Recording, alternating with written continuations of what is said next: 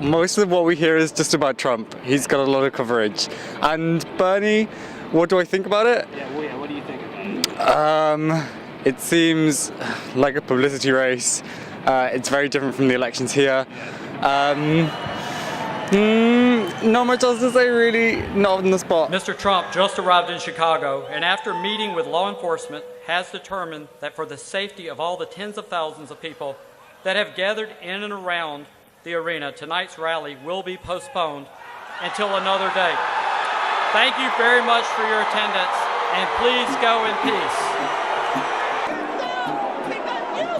Raindrops are falling on my head, and just like the guy whose feet are too big for his bed, nothing seems to fit. Those raindrops are falling on my head, they keep falling. So I just did me some talking to the sun, and I said I didn't like the way he got things done, sleeping on the job. Those raindrops are falling on my head, they keep falling. But there's one thing I know, the blues they sing. The American political landscape is becoming increasingly polarized, and the blame for this can't be put solely on Congress. The American people are divided. According to Pew Research, the typical American Republican is more conservative than 94% of Democrats, and the typical Democrat is more liberal than 92% of Republicans. On top of that, politically aligned people are becoming more and more distrusting of their political counterparts, with 27% of Democrats believing that Republicans are a threat to America's well-being, and 36% of Republicans believing the same about Democrats. What started this mistrust and polarization in the American voter? The danger both among Republicans and among Democrats, who increasingly just listen to each other, they just listen to people who already agree with them. Republicans, they have their own TV stations, their own radios. Say Fox News. They've got their own publications, their own blogs. Democrats, same thing. Increasingly what happens is we don't hear each other.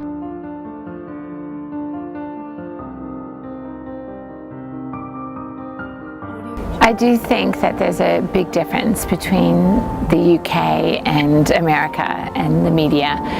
I think that the UK is possibly better at reporting the real story. And I worry about the networks being owned by certain people. One of the fundamental issues that have affected the American voter lies in the way that they access information. Conservatives and liberals don't share a common news source, unlike in Britain where, according to Ofcom, 48% of people get their news from one source, the BBC, which is generally believed to be a trusted news source. American liberals and conservatives are much more divided in the way they access information, with 47% of American conservative voters getting their news from Fox, which is the most distrusted news source for liberals, with 81% of consistent liberals believing it is not a trustworthy news source. Liberals have a more eclectic range of sources, with NPR, PBS, CNN, and the BBC being the most trusted news sources amongst consistently liberal American voters. This divide in the institutions where voters obtain their information can lead to polarization in popular society, because liberals are seeking information from public service broadcasters, which differs from conservatives who get their information from private organizations like Fox News, have no allegiance to the general public, but instead work to appeal to their mostly conservative consumer base.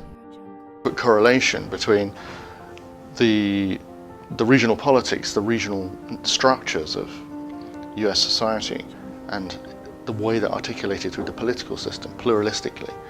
And that Republican-Democrat kind of myth is sewing the system together artificially. It's keeping it together, but it's a totally inadequate way for politics and representation to be ordered.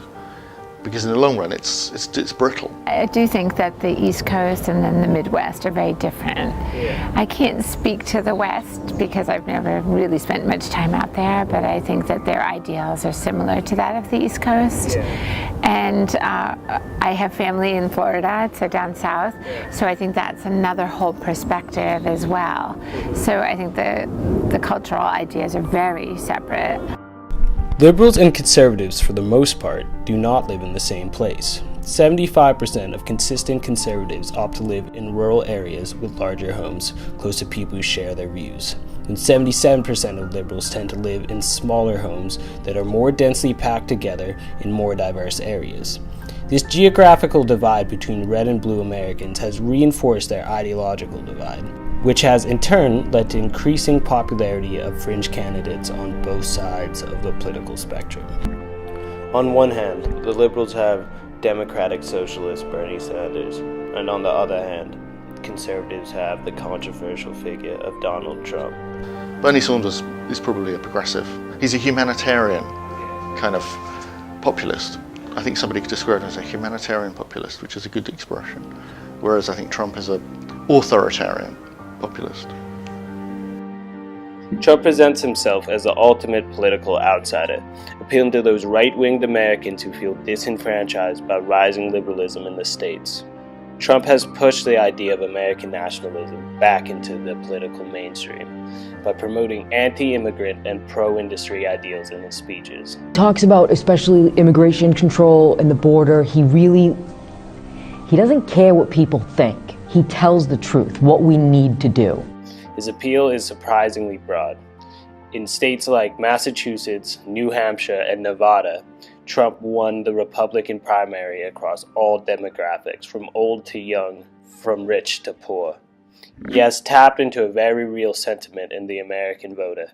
Trump's support often comes from those middle Americans who feel bullied by the left-wing establishment. Members of the right wing who believe they have no say in what the government does are 86% more likely to support Trump. We've got people in positions of power who I know for a fact are liars. Liars. I watch the TV, my president comes on the TV and he lies to me. I know he's lying. He lies all the time. Look for him. I don't believe any one of them, not one. I believe Donald.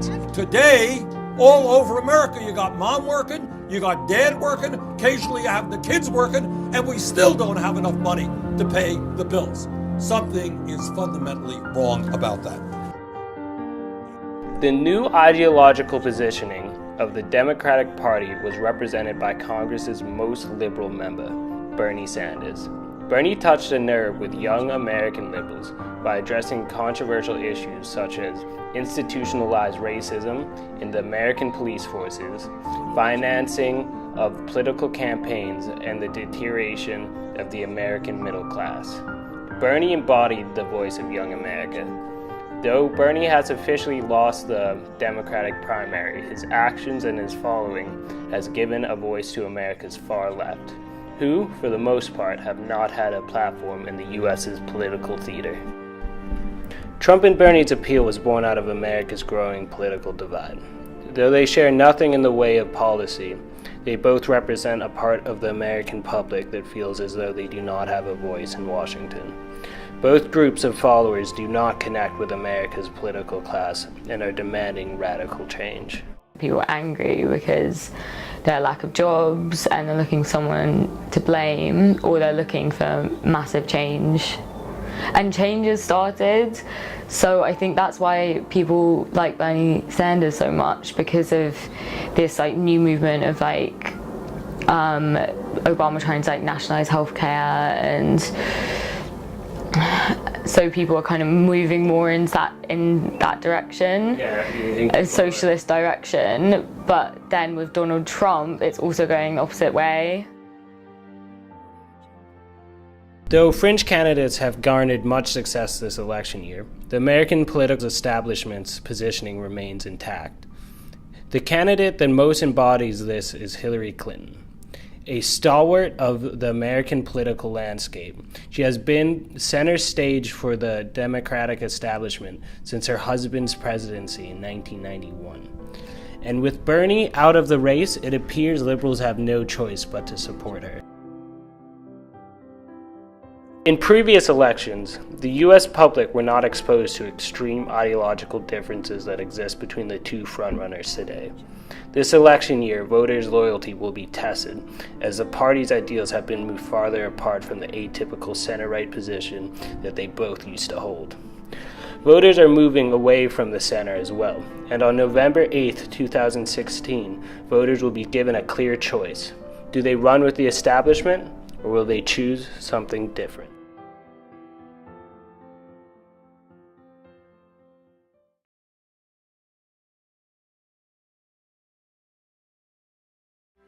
Raindrops keep falling on my head, but that doesn't mean my eyes will soon be turned